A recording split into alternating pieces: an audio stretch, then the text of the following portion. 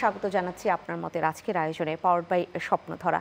আমরা আজ রাজনীতি নিয়েই আলাপ করব, কারণ আমাদের স্টুডিও উপস্থিত রয়েছেন দুজন রাজনীতিবিদ এবং শুরুতেই তাদের সাথে আপনাদের পরিচয় করিয়ে দিই। আমাদের স্টুডিওতে আজ রয়েছেন ছাত্র ইউনিয়নের সাবেক সভাপতি শরীফুজ্জামান শরীফ এবং রয়েছেন জাতীয় নাগরিক পার্টির যুগ্ম আহ্বায়ক ডাক্তার তাজনুফা জাবিন। আপনাদের দুজনকে স্বাগত জানাচ্ছি। আমি ফেরদৌস আহমেদ থাকছি এই আলোচনার সাথে। আপনারা প্রতিদিনকার মতো আজও ফেসবুকে যুক্ত হয়ে যেতে পারবেন facebook.com/channel9bd.tvতে, ইউটিউবেও দেখতে পাবেন youtube.com/channel9bdতে। শরীফুজ্জামান শরীফ, জাতীয় ঐক্যমত্য কমিশনের যে দ্বিতীয় পর্যায়ের আলাপচারিতা চলছে, সেখানে দুটো বিষয় মোটামুটি সব রাজনৈতিক দল ঐক্যমত্যে পৌঁছাতে সক্ষম হয়েছে। রাষ্ট্রের মূলনীতি নিয়ে ঐক্যমত্যে পৌঁছানোর একটা চেষ্টা চলছে, আপনি সম্ভাবনা আসলে কতটুকু দেখতে পাচ্ছেন? ধন্যবাদ আপনাকে, ধন্যবাদ দর্শক শ্রোতাকে, সাথের আলোচককে শুভেচ্ছা। আমাদের জুলাই অভ্যুত্থানের ভেতর থেকে রাজনীতিতে কতগুলো ইতিবাচক পরিবর্তন আনার লক্ষ্য নিয়ে নানা জায়গায় কতগুলো কনসালটেশন হচ্ছে। আমাদের রাজনীতির যে সমস্ত নেগেটিভ সাইডগুলো যদি আপনি দেখেন, তার একটা বড় জায়গা ছিল এই যে ডিসকাশনগুলো, এগুলো বন্ধ হয়ে গেছিল। গত দেড় দশকের রাজনীতিতে খুব বেশি ডায়ালগগুলো হয়নি। এবার আমার কাছে ইতিবাচক দিক হচ্ছে রাজনৈতিক দলগুলো তাদের মধ্যে পার্থক্য থাকার পরেও, দৃষ্টিভঙ্গির পার্থক্য থাকার পরেও একটা জায়গায় বসছেন। একই সাথে আপনাকে এটাও খেয়াল রাখতে হবে যে একাধিক রাজনৈতিক দলের উপস্থিতি বলে দেয় যে প্রত্যেকটা বিষয়ে আপনি একমত হতে পারবেন না, কারণ সব বিষয়গুলোতে যদি আপনি একমত হতেন তাহলে কিন্তু এতগুলো রাজনৈতিক দলের প্রয়োজন হতো না। যেহেতু মৌলিক কতগুলো জায়গায় মৌলিকত্বর জায়গাটা হচ্ছে আপনি একমত হতে পারবেন বা হবেন কিনা এটা সময় বলে দিবে। তবে খেয়াল রাখতে হবে যে ডক্টর মোহাম্মদ ইউনূস একবার কিন্তু বলেছিলেন যে রাজনৈতিক দলগুলো যতটুকু যে পয়েন্টগুলোতে যতটুকু একমত হবেন, আমরা ততটুকু এগিয়ে তারপরে আবার নতুন করে যাত্রা শুরু করব। সুতরাং সবাই যদি একমত নাও হতে পারে কোনো ইস্যুতে, তার মানে হচ্ছে একেবারে আমাদের ট্রয় নগরী ধ্বংস হয়ে গেল, এই ভাবনা যেন আমাদের মধ্যে না আসে। তবে ডায়ালগগুলো চলবে, আলোচনাগুলো চলবে, আলোচনার ভেতর থেকে একটা জায়গায় আমরা আসতে পারবো। একই সঙ্গে আপনাকে এটাও মনে রাখতে হবে যে আপনি যে ডিসকাশনগুলো করছেন, শুধুমাত্র এই ডিসকাশনগুলো যদি, এই ডায়ালগগুলো যদি শহরের মানুষের ওপিনিয়নকে যদি আপনি শুধু ওন করেন, আপনি প্রান্তিক মানুষ, পিছিয়ে পড়া জনগোষ্ঠী, তাদের ভাবনাগুলো যদি আপনার এই ডায়ালগের মধ্যে না আসে, আপনি যদি শুধুমাত্র কতগুলো উপরিকাঠামোর আলোচনাগুলো ধারণ করে এগিয়ে যেতে চান, তাহলে কিন্তু সার্বজনীনতা। কিন্তু শরীফুজ্জামান শরীফ, 166টি যে সুপারিশ ছিল তার মধ্যে যেগুলো বিষয়ে আগেই স্প্রেডশিটে একেবারে দেখা গিয়েছে যে অনেক জায়গায় ঐক্যমত্যে পৌঁছে গেছে রাজনৈতিক দলগুলো, সেগুলো নিয়ে তো আর আলোচনা হচ্ছে না। আলোচনা হচ্ছে বেসিক অনেকগুলো জায়গায় যেগুলো নিয়ে আসলে এখন পর্যন্ত বিভিন্ন ধরনের মত এসেছে, সেটাই একীভূত করবার বা কিছুটা কাছাকাছি আনবার চেষ্টা হচ্ছে। সেই জায়গায় প্রান্তিক মানুষের ব্যাপারে তো কারো ভিন্ন মত খুব একটা নেই, রয়েছে যেমন এই রাষ্ট্রের মূলনীতি। আবার যদি বলেন রাষ্ট্রের মূলনীতি নিয়ে কোনো একটা জায়গায় পৌঁছাতে না পারলে এটাকে তো বাদ রাখা সম্ভব হবে না, তাহলে এটা কি অবস্থায় থাকবে সেটা একটু জানতে চাচ্ছি। আমি ওটুকুই বললাম, আপনি যে মৌলিক বিষয়গুলো নিয়ে কথা বলছেন, এই কথা বলার পেছনে আপনার সিংহভাগ মানুষের তাদের যে চাওয়া পাওয়ার বিষয়গুলো যদি তার সঙ্গে আপনি রিলেট করতে না পারেন, তাহলে আগ্রহের জায়গাটা শহরের মানুষের, কিছু শিক্ষিত মানুষের আকর্ষণের জায়গাটা সেখানে থাকবে। আপনি খেয়াল করছেন যে আমাদের এখানে বিভিন্ন সেকশনের পিপল, তারা তাদের নানা রকমের দাবি দেওয়া নিয়ে তাদের কথাগুলো বলছেন। রাষ্ট্র যেমনিভাবে একটা ঐক্যমত্যের জায়গায় পৌঁছানোর চেষ্টা করবে, একই সঙ্গে ওই যে মানুষগুলো তাদের অভাব অভিযোগের কথা বলছে, এই ডায়ালগটার যাতে বন্ধ না হয়ে যায়। সব বিষয়ে একমত আপনি হতে পারবেন না। রাজনৈতিক দলগুলোর এক একটা দলের রাজনৈতিক, অর্থনৈতিক এবং বিভিন্ন সেক্টর ধরে ধরে দৃষ্টিভঙ্গিগত পার্থক্য আছে। সুতরাং এই পার্থক্যগুলোকে এসে পেছনে ফেলে একটা জায়গায় এসে হাতে হাত ধরে ইউনিটিটা করবে, প্রত্যেকটা জায়গায় আপনার মিলবে, এটা আমার মনে হয় না। তবে যে সমস্ত পয়েন্টে আমরা একমত হতে পারি, এই যে 70 অনুচ্ছেদ, আমি তো দেখি যে পার্লামেন্টকে ইফেক্টিভ করার ক্ষেত্রে সবথেকে বড় চ্যালেঞ্জের জায়গাটা ছিল 70 অনুচ্ছেদ। আমাদের সাথে ব্যক্তিগতভাবে অনেক পলিটিশিয়ান যারা পার্লামেন্টে ভোকাল ছিলেন তারা বাইরে গিয়ে বলতেন, ভাই এইটার সাথে আমার ডিফার ছিল, কিন্তু আমি দলের কারণে এই কথাটা বলতে পারিনি। যখন আমাদের এই পার্লামেন্টে প্রস্তাব এসেছে যে আমরা সংসদ সদস্যদের জন্য ট্যাক্স ফ্রি গাড়ি নিয়ে আসব, সবাই এটিকে টেবিল চাপড়ে অ্যাপ্রিসিয়েট করেছে, কিন্তু ভেতরে ভেতরে কেউ কেউ এর সাথে ডিফার করতে চেয়েছে। কিন্তু যেহেতু দলের ডিসিশন, কিন্তু সেই ৭০ অনুচ্ছেদে এখন তো রাজনৈতিক দলগুলো একটা জায়গায় পৌঁছাতে সক্ষম হয়েছে। আস্থা বিল আর হচ্ছে গিয়ে অর্থ বিল দুটো বাদ দিয়ে শুধু বিএনপি ঢুকিয়েছে যে নিরাপত্তা ইস্যুতে, জাতীয় নিরাপত্তা ইস্যু ব্রাকেটে দেয়া আছে একেবারে যুদ্ধ অবস্থা। সেই জায়গা থেকে তো মোটামুটি এক জায়গায় আসতে পেরেছে, কিন্তু আরও যেগুলো এখনও আসতে পারেনি। আমি আপনার কাছে আবারও আসবো, আমি ডাক্তার তাজনুভা জাবিন রয়েছেন, আপনার কাছে একটু শুনতে চাই বেসিক যে জায়গা অর্থাৎ মৌলিক সংস্কারের যে কথাটা এনসিপি বারবারই বলে এসছে, সেই জায়গাগুলোতে যদি একটি জায়গায় পৌঁছানো সম্ভব না হয়, তাহলে আমরা যে জাতীয় সনদের কথা বলছি বা বলবার চেষ্টা করছি সবাই মিলে, সেটা তো আসলে হবে না, সেখানে সবাই স্বাক্ষর করতে পারবে না। আর যদি সেটা না হয়ে একটি নির্বাচন হয়ে যায়, পরবর্তী সরকার গঠিত হয়, তাহলে তো অনেকে বলবে আমি তো স্বাক্ষর করিনি বা আমি এটার ব্যাপারে তো ওই মত দেইনি। সেইটা হবে কিনা, সেই একটা সংকট তৈরি হবে কিনা? ধন্যবাদ আপনাকে। আমার সহ-আলোচক এবং দর্শক যারা আপনারা দেখছেন, আপনাদের সবাইকে শুভেচ্ছা।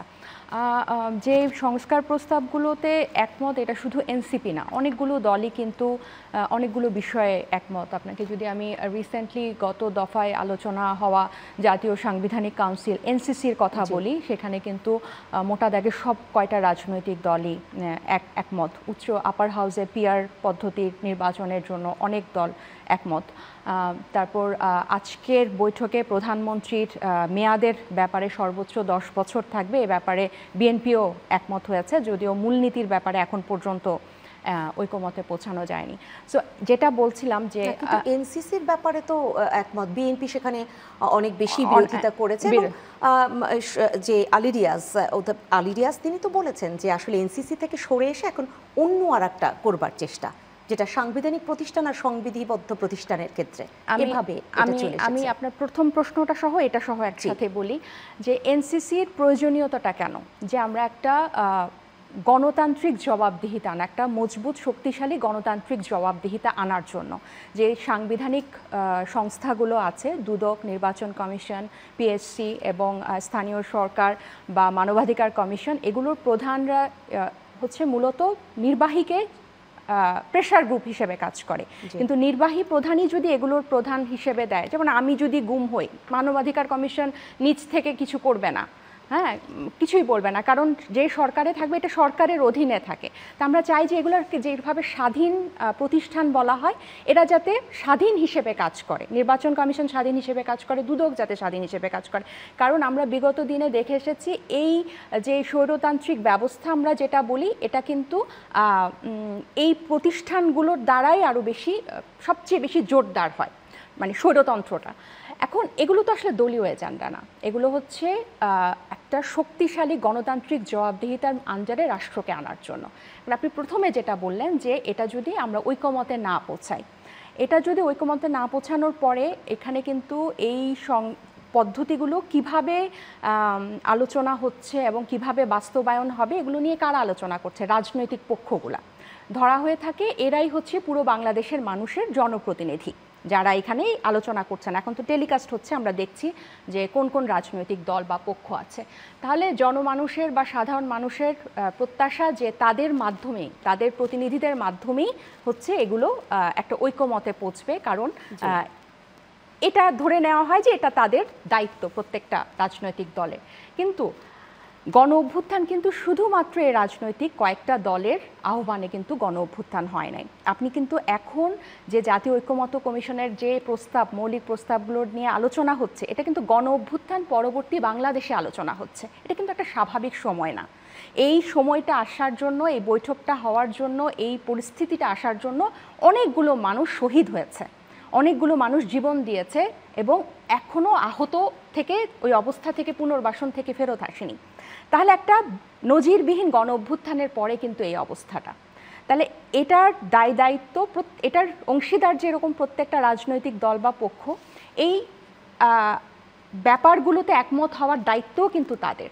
কিন্তু যদি সর্বশেষ যদি তারা রাজি হতে না পারে, তাহলে কিন্তু এখানে গণ অভ্যুত্থান এবং যে শহীদ আহত হয়েছে বা যারা এই বাংলাদেশের অংশীদার, শুধু রাজনৈতিক দল তো বাংলাদেশের অংশীদার না, পুরো জনগণই হচ্ছে বাংলাদেশের অংশীদার, তাদের কাছে যেতে হবে। এখানে কিন্তু 6টা পদ্ধতির মধ্যে গণভোটের কথা বলা আছে, গণপরিষদের নির্বাচনের কথা বলা আছে।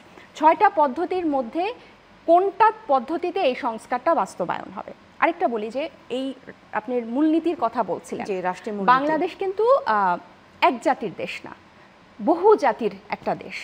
এখানে কি আছে? বাঙালি আছে, মারমা জাতি আছে, সাঁওতাল জাতি আছে, গারো জাতি আছে, কিন্তু আমাদের সংবিধানে আছে সবাই বাংলাদেশের মানে বাঙালি জাতির, জাতীয়তাবাদী বাঙালির আন্ডারে নাগরিক হিসেবে। যে তারা এটা কিভাবে হবে যে বাংলাদেশি বাঙালি, বাংলাদেশি গারো, তারা যে জাতির, তাদের একটা সাংবিধানিক স্বীকৃতি থাকতে হবে।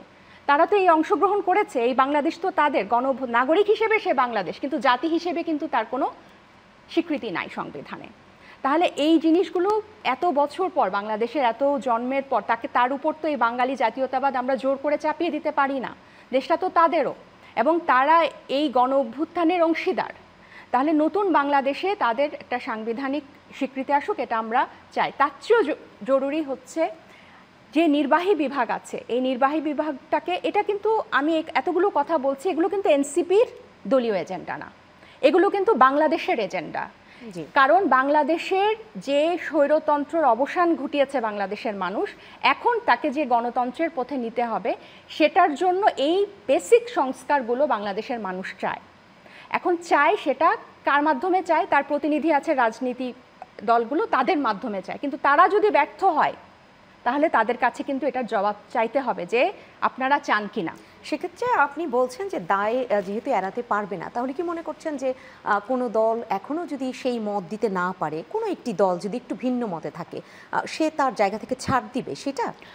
এখনও যেহেতু আজকের পর্যন্ত আপনার এখানে আসার আগ পর্যন্ত যখন আমি প্রেস ব্রিফিং শুনছিলাম প্রফেসর আলী রিয়াজ স্যারের, উনি কিন্তু বলছিলেন যে সনদে আসার জন্য, জাতীয় সনদে, জুলাই সনদ যে আমরা ঐক্যমতে পৌঁছাবে সব দল, এটার ব্যাপারে সব দলকেই কিন্তু ছাড় দিতে হবে। আমরা কিন্তু আজকে দেখলাম বিএনপি কিন্তু প্রধানমন্ত্রীর মেয়াদের ব্যাপারে তারা কিন্তু একটা সিদ্ধান্তে পৌঁছেছেন, যেটা তারা আগে ছিল না। এটা কিন্তু একদম একটা চোখের সামনে চাক্ষুষ একটা উদাহরণ যে কথা বললে কিন্তু এটা হয়। আর এনসিসির ব্যাপারে, যেটা সাংবিধানিক কাউন্সিলের ব্যাপারে, যেটা কেন যে নির্বাহী ক্ষমতাকে একটা ব্যালেন্সের মধ্যে আনার জন্য, একটা চেকের মধ্যে আনার জন্য, এটার অল্টারনেটিভ আর কি হতে পারে?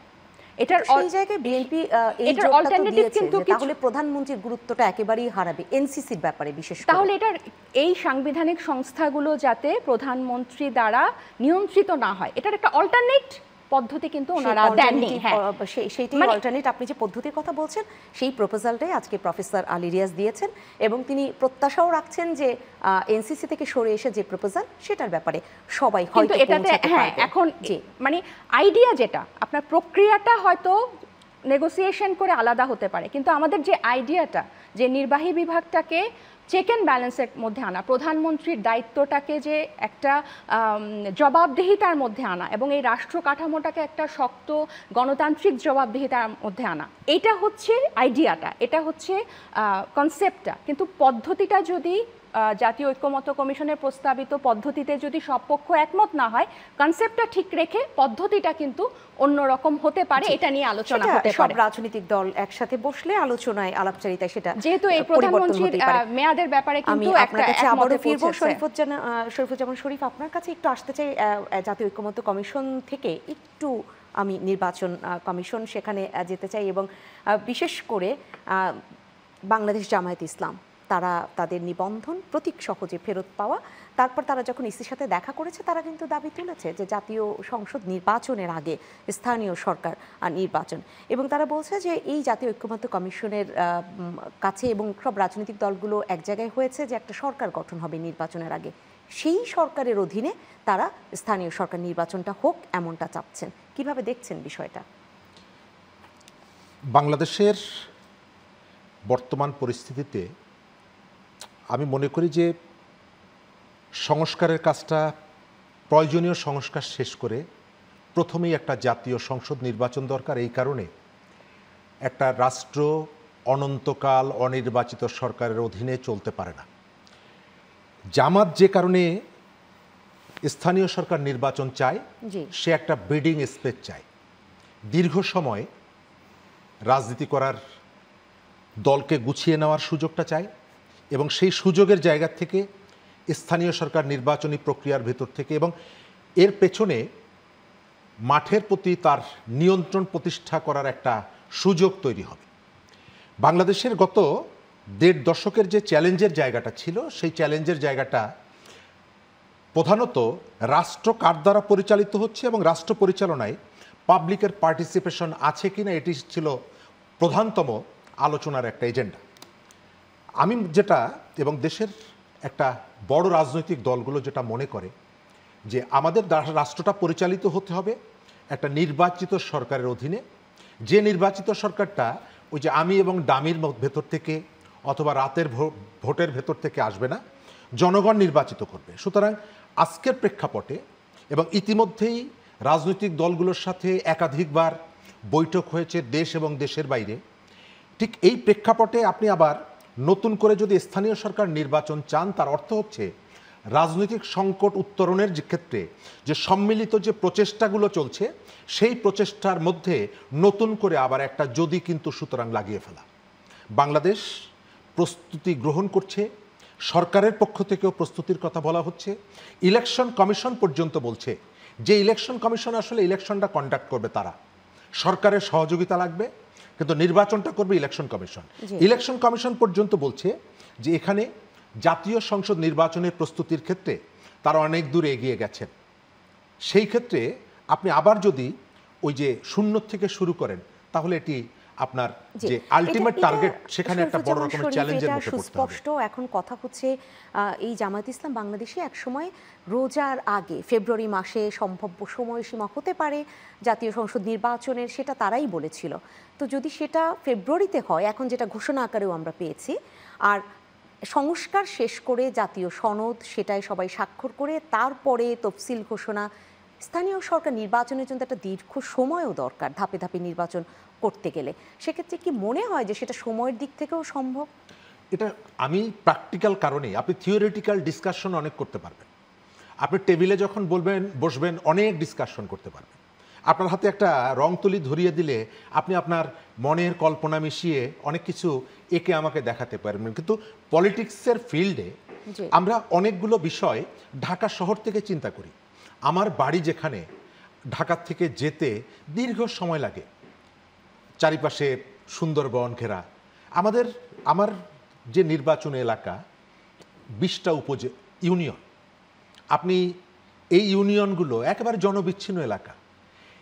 ইতিমধ্যেই বর্ষা শুরু হয়েছে, কোনো কোনো ইউনিয়নে আপনার যেতে গেলে আপনার একটা যুদ্ধ করে যেতে হবে। শুধুমাত্র আমার এলাকার কথা বলছি না, বাংলাদেশের অসংখ্য জায়গা আছে। এই বর্ষার সময় নির্বাচনী কাজ এবং নির্বাচন পরিচালনা খুবই চ্যালেঞ্জিং। ঠিক সেই ধরনের আমার এখানের আবহাওয়া, আমার এখানে রাজনৈতিক পরিস্থিতি, আমার এখানে সময় সব কিছু মিলিয়ে আপনি এখন যদি আবার একটা নির্বাচনের দিকে, স্থানীয় সরকার নির্বাচন শেষ করে তারপরে জাতীয় নির্বাচন, আপনি জাতীয় নির্বাচনের একটা টাইম লাইন কিন্তু ইতিমধ্যেই শেষ করেছেন, বেঁধে দিয়েছেন। তার আগে যে এই যে বর্ষার সময় স্থানীয়ভাবে আসলে কোনো জায়গায় নির্বাচনী প্রচারণা সম্ভব না, সুতরাং সময়ের নট অনলি সময়, বাংলাদেশের পার্সপেক্টিভে এখন যে অবস্থা আমরা আছি, রাজনীতির যে গতিটা যেভাবে এগোচ্ছে এবং পলিটিক্যাল পার্টিগুলো তাদের মনোজগতের যে পরিবর্তনটা এবং যে প্রস্তুতিটা, তাতেও এখন স্থানীয় সরকার নির্বাচনের দাবিটা তোলা এটা একেবারে নির্বুদ্ধিতা এবং প্র্যাকটিক্যাল কোনো পরিবেশ একদম স্পষ্ট। আমি বিরতি শেষ করে আবারও ফিরছি। দর্শক যারা রয়েছেন, আপনার মতে আজকের আয়োজনে পাওয়ার বাই স্বপ্নধারা, আমরা বাকি আলোচনা নিয়ে ফিরবো শীঘ্রই, সাথে থাকবেন।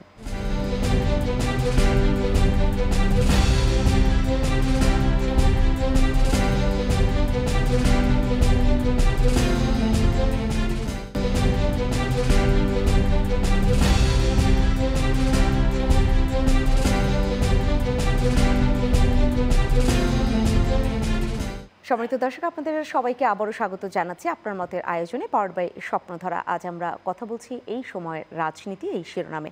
ডাক্তার তাজনুভা জাবিন, আপনার কাছে আসতে চাই। সেক্ষেত্রে স্থানীয় সরকার নির্বাচন, এটা এনসিপির দীর্ঘদিনের দাবি ছিল যে জাতীয় সরকার নির্বাচনের আগে হোক। এখনো কি এনসিপি সেই অবস্থানই রয়েছে কিনা? হ্যাঁ, এখনও সেই অবস্থানে রয়েছে। কারণ কেন স্থানীয় সরকার নির্বাচনটা আমরা আগে চাই, এটা থিওরি বলেন আর প্র্যাকটিক্যাল বলেন। থিওরিটা বাদ দিই, প্র্যাকটিক্যালি আসি। বাংলাদেশের বাস্তবতায় স্থানীয় সরকার নির্বাচন আমরা আগে চাই, আমরা সহ অনেকেই আগে চাই। কেন আগে চাই? কারণ বাংলাদেশের বাস্তবতায় প্র্যাকটিক্যালি যখনই দলীয় সরকারের অধীনে স্থানীয় নির্বাচনটা হয়, স্থানীয় সরকার নির্বাচন হয়, তখন দেখা যায় যে দলীয় সরকারের আধিপত্যটা থাকে। জি, তাদের আইন শৃঙ্খলাটা তাদের প্রার্থী ফেভারে থাকে, প্রার্থী নির্বাচন হয় তাদের আশীর্বাদ পুষ্টরা, যোগ্যরা উঠে আসতে পারে না, সেখানে পেশি শক্তির একটা মানে সরকার দলের প্রার্থী মানেই তো একটু ফেভারটা বেশি পাবে। এটা একদম বাংলাদেশের বাস্তবতায় সবচেয়ে স্পষ্ট। এবং নির্বাচন কমিশন, যেই নির্বাচন কমিশনের বিক্রি হয়ে যাওয়ার কারণে বাংলাদেশ গত 3টা জাতীয় নির্বাচন বাংলাদেশের মানুষ চোখে দেখে নাই বা হয় নাই, নির্বাচনের নামে প্রহসন হয়েছে। সো এই নির্বাচন কমিশন কিন্তু এখন সবচেয়ে নিরপেক্ষ হবে, এটা সবার একটা দাবি, সব রাজনৈতিক পক্ষের এই দাবি যে এই নির্বাচন কমিশনকে আর কেউ দলীয়করণ করতে পারবে না। কিন্তু আপনি দেখেন এই নির্বাচন কমিশন কিন্তু এই ইশরাক হোসেনের মামলায় কিন্তু আদালত থেকে বলেছে যে তারা তাদের নিরপেক্ষতাটা হারিয়েছে, সাংবিধানিক যে তাদের দায়িত্ব সে পালনে ব্যর্থ হয়েছে। এবং এইটার পরে কিন্তু এই স্থানীয় সরকার নির্বাচনের ব্যাপারটা আরও জোরালো হয়েছে, নির্বাচন কমিশন পুনর্গঠনের কথাটা আরও জোরালো হয়েছে। কেন? মানুষ বলছে যে আপনারা আগে আপনাদের অধীনে স্থানীয় সরকার নির্বাচন দেন, তাহলে মানুষ আস্থাই পাবে। এবং স্থানীয় সরকার নির্বাচনটা যখন দলীয় সরকারের অধীনে হবে না, তখন সব দলের জন্য, সব দলের প্রার্থীদের জন্য সেই স্থানীয় প্রশাসন নির্বাচন করাটা এবং তাদের প্রতিনিধি থাকাটা অনেকটা সমান হবে, মানে লেভেল প্লেইং ফিল্ডটা এনশিওর হবে। আরেকটা হচ্ছে এই একটা গণ অভ্যুত্থানের পরে যে পুরো দেশেই তো এই গণ অভ্যুত্থানের জোয়ার ছিল, আপনি দেখেন স্থানীয় পর্যায়ে এখন যে জনদুর্ভোগ, মানে ইউএনওকে, ডিসিকে কিন্তু এক্সট্রা চেয়ারম্যানের দায়িত্ব পালন করতে হচ্ছে, স্থানীয় প্রশাসনের দায়িত্ব পালন করতে হচ্ছে এবং ওভারবার্ডেন কিন্তু তারা। একজন এই যে ইউনিয়নের যে সে কিন্তু তার একদম প্রথম হাতের কাছে যে প্রতিনিধি তার কাছে যাবে কিন্তু। এবং যখন আপনার ডিসিএনওরা অনেক ওভারবার্ডেন থাকে, মানুষের সমস্যা কিন্তু যে প্রধান সমস্যা সেগুলোর দিকে কিন্তু চোখ যায়, মানুষের জনদুর্ভোগের দিকে কিন্তু পুরোপুরি কিন্তু সে সমান মনোযোগ দিতে পারে না। তাহলে দুটো বিষয় আমি একটু শেষ করি, দুটো বিষয়। একটা হচ্ছে জনদুর্ভোগের কথা চিন্তা করে অবশ্যই স্থানীয় সরকার নির্বাচন আগে হওয়া উচিত। এবং আপনারা যেটা আলোচনা করলেন সময়ের ব্যাপারে স্পষ্ট আপনারা যে এর মধ্যে সম্ভব না, এটা সময় না, এটা হচ্ছে সদিচ্ছা। এই নির্বাচন কমিশন কিন্তু আগে কোনো নির্বাচন পরিচালনা করার অভিজ্ঞতা নাই, তাহলে ওনারা কিভাবে বলতে পারেন যে এই সময়ের মধ্যে এটা যদি সদিচ্ছা হয়, রাজনৈতিক পক্ষগুলো একমত হয়, হ্যাঁ এই একটা নির্দলীয় নির্বাচন কমিশনের অধীনেই হচ্ছে স্থানীয় সরকার আগে দেন। আর আপনি দেখেন প্রধান উপদেষ্টা কর্তৃক কিন্তু বলা হয়েছে এপ্রিলের ফার্স্ট উইকে, লন্ডন বৈঠকে ফেব্রুয়ারির বা রোজার আগের ডেটটা কিন্তু প্রস্তাবিত, সেটা কিন্তু এখনো কনফার্ম হয় নাই। তাহলে আমরা ধরে নিলাম এপ্রিলে। এবং আমি আবারও বলছি, নির্বাচন কমিশনের এবং সব রাজনৈতিক পক্ষের যদি সদিচ্ছা থাকে, তাহলে এই দলীয় সরকারের অধীনে স্থানীয় সরকার নির্বাচন করে যে কুফলটা এত বছর মানুষ পেয়েছে, এটা থেকে মানুষ মুক্ত হবে। আপনি সুস্পষ্ট করলেন এবং বিভিন্ন সময় এনসিপির আরও যারা এসেছেন তারাও এভাবেই তাদের বক্তব্য স্পষ্ট করেছে, অর্থাৎ দলীয় বক্তব্য তুলে ধরেছে। কিন্তু আমার যেটা জানবার জায়গা, যে এখন যদি যে সংস্কারের কথাগুলো বলা হচ্ছে এবং জুলাই চার্টারের কথা বলা হচ্ছে, যে সেখানে সবাই স্বাক্ষর করলে তারা এক ধরনের প্রতিশ্রুতিবদ্ধ থাকবে, তাহলে ট্রাস্টের জায়গাটা কোথায় থাকছে? যে পরবর্তীতে গিয়ে কোনো নির্বাচিত সরকারি আর সেইভাবে কাজ করবে না, তারা সেই আধিপত্য দেখাবে, দলীয় আধিপত্য, এই একটি বিষয়। আর একটা হচ্ছে বিএনপি জনসমর্থনের দিক থেকে অনেকেই বলছে, যদিও নির্বাচনের সময় ছোট দল বড় দল বলা যায় কিনা সেটা একটা ব্যাপার রয়েছে, যে বিএনপি একটি বড় দল।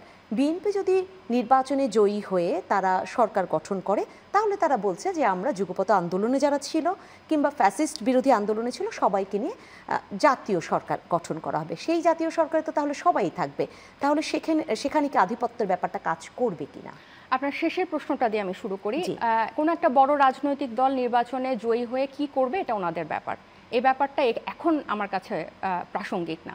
কিন্তু আপনার প্রথম প্রশ্ন যেটা, যে জুলাই সনদে সই করার পরে সব পক্ষের ঐক্যমতে যে সই করার পরে তারপর এটা বাস্তবায়ন করবে কেন, আপনি এখানে যে মেইন জিনিসটা আপনি মিস করছেন সেটা হচ্ছে এই সনদের যে প্রস্তাবিত সংস্কার প্রস্তাবগুলো থাকবে সেটা কি উপায়ে বাস্তবায়ন হবে সেটা তো ঐক্যমত হবে। সেখানে কিন্তু 6টা পদ্ধতির কথা জাতীয় ঐক্যমত কমিশন বলেছে। দুর্ভাগ্যজনকভাবে আমাদের প্রধান উপদেষ্টা লন্ডনে যে চ্যাথাম সেশন হয় ওখানে উনি গণভোটের ব্যাপারটা নাকচ করে দিয়েছেন, যেটা আমরা অনেকেই খুব জোরালোভাবে প্রত্যাখ্যান করেছি, কারণ উনি কিন্তু এই জাতীয় ঐক্যমত কমিশনের সভাপতিও। তো উনি জাতীয় ঐক্যমত কমিশনের সভাপতি হয়ে উনি কিন্তু বলে দিতে পারে না যে কোন পদ্ধতিতে হবে। উনি বলেছেন যে আপনারা, ওনার ভাষণে উনি বলেছেন যে আপনারা পরবর্তীতে যারা সংসদে আসবেন তাদের থেকে ওয়াদা নেবেন যে এটা বাস্তবায়ন করবে, জাতীয় সনদ জুলাই সনদ বাস্তবায়ন করবে। এটাও কিন্তু না, এই সংশয় কেন আমি আপনাকে একটু পরে শুনি, কারণ অনেকক্ষণ বসে এটা আমি একটু শেষ করি 30 সেকেন্ড।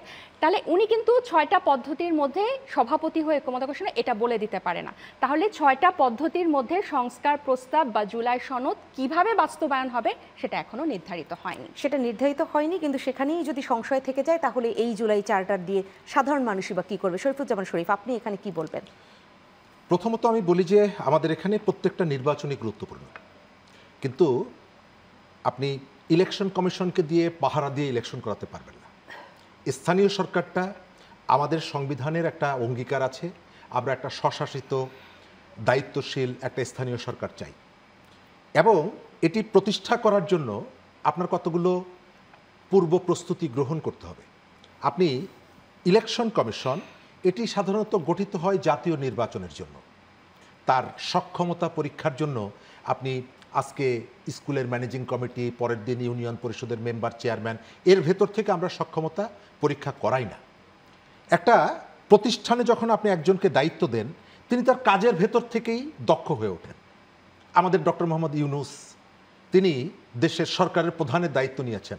আমরা কিন্তু একজন রাজনৈতিক দলের শীর্ষ ব্যক্তি, তিনি তার দলের প্রধান হিসাবে তিনি প্রধানমন্ত্রীর দায়িত্ব গ্রহণ করেন। তিনি এর ক্ষেত্রে তার পরীক্ষার কোনো একটা ব্যাপার থাকে না। সেকেন্ড হচ্ছে যে আমাদের লোকাল গভর্নমেন্টের অনুপস্থিত থাকার কারণে সংসদ নির্বাচনী সেই দায়িত্বটাই পালন করতে পারে, তার আগে পরীক্ষা দিতে হবে না। আপনি একটা ইলেকশন কমিশন অনেকগুলো প্রসিডিউর মেনটেন করে যেহেতু দায়িত্বটা দিয়েছেন, ওই বিশ্বাসটা আপনার রাখতে হবে, ওই আস্থাটা আপনার রাখতে হবে যে আমি যাকে দায়িত্ব দিয়েছি, যদি সেটি না হয় তাহলে এই যে আপনি এত আলোচনা করছেন, এত কথাবার্তা বলছেন, এগুলোর কোনো প্রয়োজন নেই, এগুলো অনর্থক। আপনি যদি তার উপরে আস্থা রাখতে না পারেন যে আমি একজন প্রধান বিচারপতিকে অমুককে প্রধান বিচারপতি বানাবো যার বিচার সংক্রান্ত এই ধরনের এক্সপেরিয়েন্সগুলো আছে, এই অনেস্টিগুলো তিনি দেখিয়েছেন, বিষয়টা সেরকমের না। আপনি ইলেকশন কমিশনে এর আগে যারা দায়িত্ব পালন করেছেন বিভিন্ন সময়, আবার ভবিষ্যতে যারা দায়িত্ব পালন করবেন, এটি তিনি যাতে দক্ষতার সাথে করেন, অনেস্টির জায়গা থেকে করেন, প্রতিষ্ঠানের প্রতি তার ওই সাংবিধানিক যে দায়িত্ব এটি যদি তিনি অনুধাবন করে করেন, তার শপথ ভঙ্গ হয় এমন কোনো কাজ যদি না করেন, তাহলে আপনাকে তার উপরে আস্থাটা রাখতে হবে, বিশ্বাসটা রাখতে হবে। কাজের ভেতর থেকে তুমি প্রমাণ করে আসো কোন কোন কাজগুলো তুমি করেছো, তারপরে তোমার উপর দায়িত্ব দেবো। কতগুলো জায়গা আছে যে জায়গাগুলোতে এটা হয় না। আপনি ওই যে সাংবিধানিক প্রতিষ্ঠানের কথা বললাম, আমাদের জাতীয় নির্বাচন কমিশনটা গঠিত হয় সাধারণত জাতীয় সংসদ নির্বাচনকে ফোকাস করে। এনআইডি কার্ডের ভুল ত্রুটি বা এই ধরনের যে আমাদের সোশ্যাল সেফটি নেটের যে ইস্যুগুলো আছে, সেই ইস্যুগুলো কন্ডাক্ট করার জন্য আমার লোকাল গভর্নমেন্ট, এই লোকাল গভর্নমেন্টও ইম্পর্টেন্ট, কিন্তু জাতীয় নির্বাচনকে কন্ডাক্ট করার জন্য সদিচ্ছার অভাব বলে থাকে, তার থেকে আস্থা সংকটটাই আপনি এখানে খুঁজে আমি এখানে ইলেকশন কমিশনের শরীফ, আমি একটা বিরতি শেষ করে আপনার কাছেই ফিরবো, আপনি বাকিটা তখন বলবেন, নিঃসন্দেহে দর্শকরা শুনবেন। দর্শক যারা রয়েছেন আমাদের আজকের আপনার মতের আয়োজনে পর্বে স্বপ্ন ধরা, আমরা বাকি আলোচনা নিয়ে ফিরবো শীঘ্রই, সাথে থাকবেন।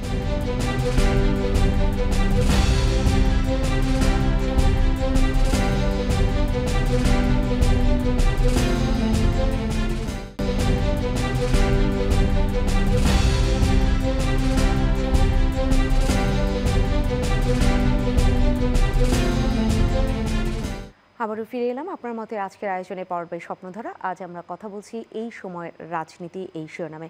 শরীফুজ্জামান শরীফ, আপনাকে থামিয়ে বিরতিতে গিয়েছিলাম। আপনি যেটা বলছিলেন যে আসলে সেই আস্থার সংকটটাই এখানে মুখ্য হয়ে দাঁড়ালো কিনা, কারণ আস্থা যদি না পায়, সদিচ্ছার অভাব মনে হয়, সময়টাকে সেক্ষেত্রে যদি তেমন গুরুত্বপূর্ণ বিবেচিত না হয়, তাহলে ব্যাপারটা কি দাঁড়াচ্ছে? আমি আগের অংশে যেটা বলেছি যে আপনি কতগুলো প্রতিষ্ঠান বিল্ড আপ করতে হবে আপনাকে, এবং আস্থা রাখতে হবে, এটা আপনি আস্থা রাখতে বলছিলেন। হবে। জি, আপনার কতগুলো প্রতিষ্ঠানের উপর আস্থা রাখতে হবে, এবং সেই আস্থার যদি বরখেলাপ করে সে, তার জন্য কতগুলো প্রস্তুতি আপনাকে নিয়ে রাখতে হবে, কি কি অ্যাকশনের দিকে আপনি যেতে পারেন।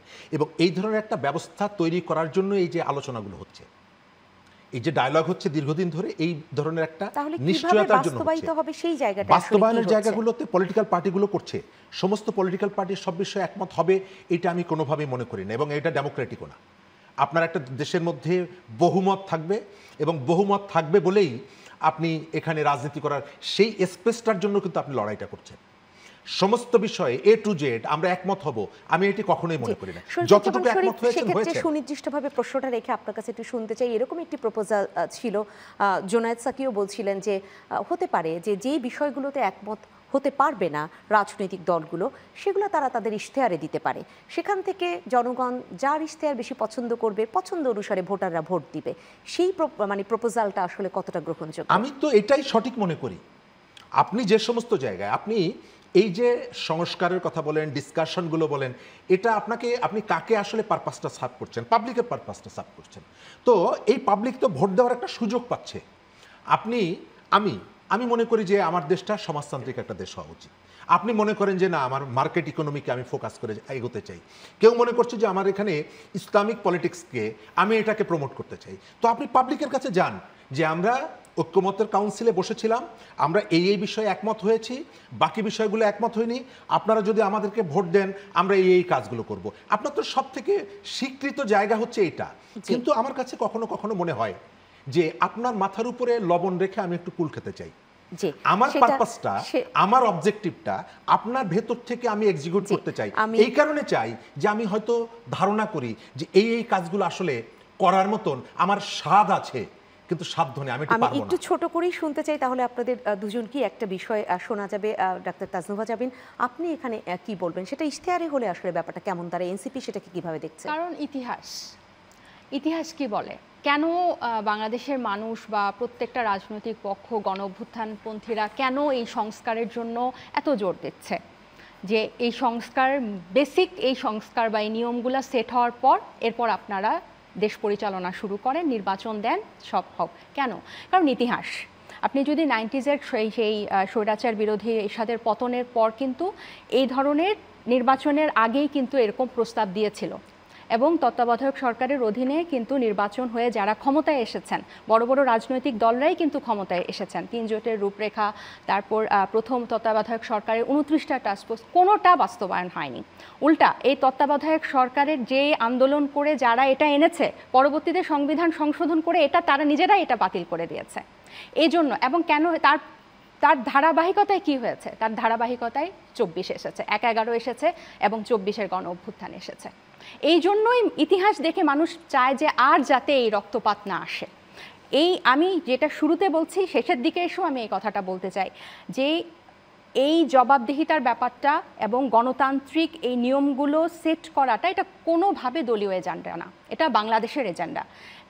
এটা কিভাবে বাস্তবায়ন হবে এবং বাংলাদেশের স্বার্থে, বাংলাদেশের মানুষকে আস্থায় নেয়, আপনারা যে আস্থার সংকটের কথা বলছিলেন, বাংলাদেশের মানুষকে আস্থায় নেওয়ার জন্য এই ব্যাপারগুলোতে প্রত্যেকটা রাজনৈতিক পক্ষের নমনীয় হওয়া উচিত। হ্যাঁ, আমি যেটা বলছিলাম যে পদ্ধতি যদি পছন্দ না হয়, পদ্ধতিতে যদি একমত না হয়, কনসেপ্টটা ঠিক রেখে পদ্ধতি নিয়ে কিন্তু আলোচনা হতে পারে, কিন্তু বৃহৎ স্বার্থে বাংলাদেশের এমন না যে আপনি যদি এই এনসিসি কার্যকর করেন বা আপার হাউসে পিআর পদ্ধতি চালু করেন বা প্রধানমন্ত্রীর ক্ষমতা কমানোর জন্য, চেক অ্যান্ড ব্যালেন্স করার জন্য কমানো, এটা এনসিপির ক্ষেত্রে প্রযোজ্য হবে না, এমন তো না। এনসিপির প্রত্যেকটা শীর্ষস্থানীয় নেতা নেত্রীদের অ্যাভারেজ বয়স 27 থেকে 30 বছর। সো 10 বছর মানে কি, তারা 40 পেরোনের আগেই তাদের, ধরে নিলাম তার 40 বছরই হলো, 10 বছর।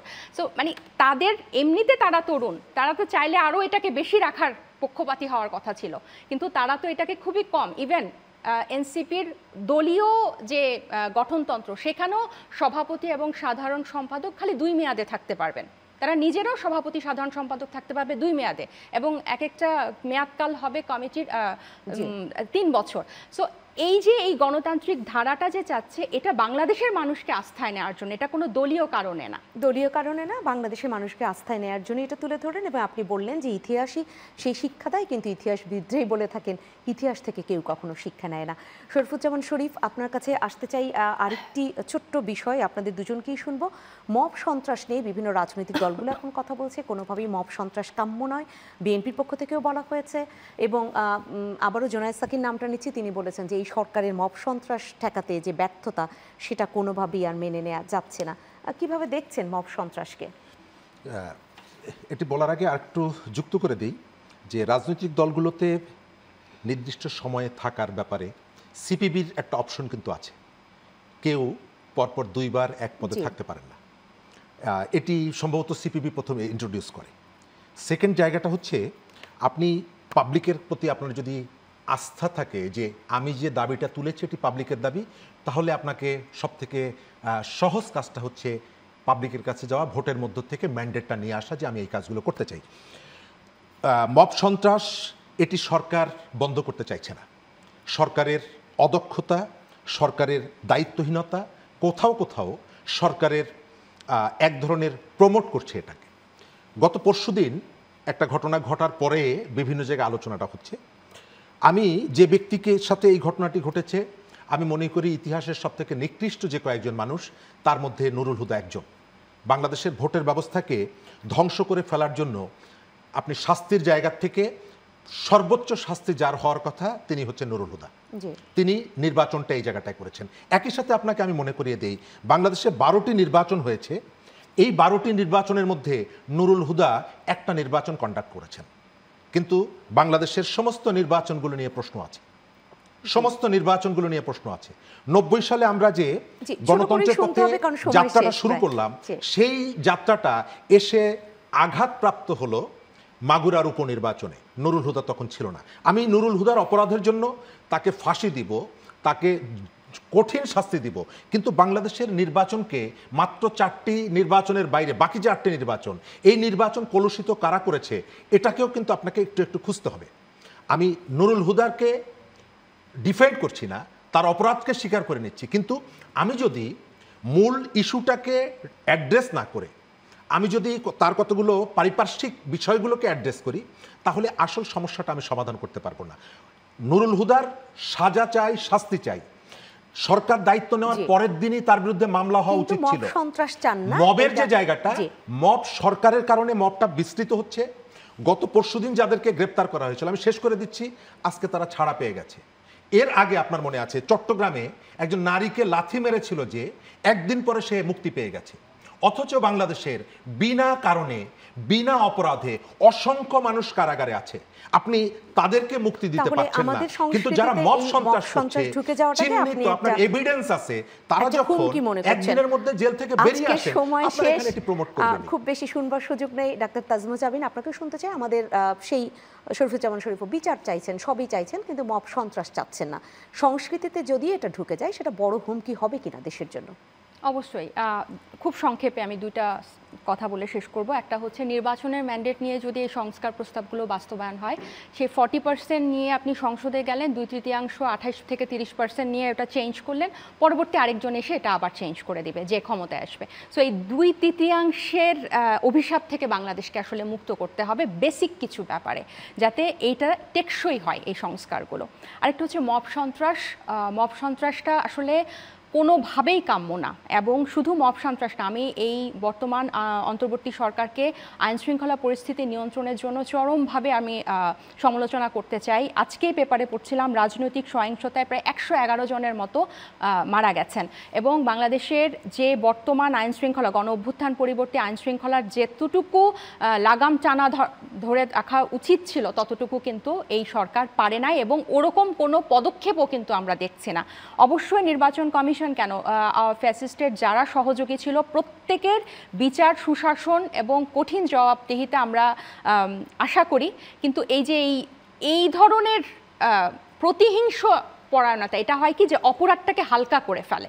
আপনি যখন জুতা মারবেন তখন হচ্ছে যে মানুষ কিন্তু এই ধরনের প্রতিহিংসা দেখতে পছন্দ করে না, সে কিন্তু ফ্যাসিস্ট বিরোধী, কিন্তু তারপরও সে মনে করবে যে তার অপরাধটা ছোট হয়ে যাচ্ছে, কমিশনারের অপরাধটা ছোট হয়ে যাচ্ছে, তার প্রতি একটা সিম্প্যাথি এসে যাবে। এটা কোনোভাবেই কিন্তু মেনে নেওয়া যায় না। পাশাপাশি এই কেন জুতা মারছে এই সিম্বলটা, এই জুতা মারাটা কিন্তু একটা সিম্বল, এটাকেও কিন্তু এভাবে দেখতে হবে যে কেন জনগণ ক্ষুব্ধ হয়ে জুতা মারছে, কি পরিমাণ নিগৃহীত হয়েছে গত 16 বছর, এবং 3টা জাতীয় নির্বাচনকে পুরো নষ্ট করে বাংলাদেশটাকে একটা দলের কাছে বিক্রি করে দেওয়ার জন্য যারা দায়ী ছিল তারা কিন্তু অন্যতম হচ্ছে এই নির্বাচন কমিশনের কমিশনাররা। সো তাদেরকে অবশ্যই বিচারের আওতায় আনতে হবে এবং সঠিক বিচার হতে হবে, যাতে পরবর্তীতে এই বিচার ব্যবস্থাটা প্রশ্নবিদ্ধ না হয় এই মবের নাম দিয়ে। জি, অসংখ্য ধন্যবাদ ডাক্তার তাজনুভা জাবিন এবং শরীফুজ্জামান শরীফ, আপনাকেও অসংখ্য ধন্যবাদ আজকের আয়োজনে থাকবার জন্য। সম্মানিত দর্শক, আপনারা যারা ছিলেন এতক্ষণ আমাদের সাথে, আপনাদেরকে অসংখ্য ধন্যবাদ। আজকের আয়োজনে আমরা এই সময় রাজনীতি নিয়ে যে আলাপচারিতায় যতটুকু পেয়েছি, হয়তো সামনে আরও অনেক এই আলাপ আসবে, এবং রাজনীতিতে শেষ কথা বলে যেহেতু কিছু নাই, আমাদেরকেও ফিরতে হবে আপনার মতের আয়োজনে। দেখতে চোখ রাখবেন চ্যানেল 9-এর পর্দায়।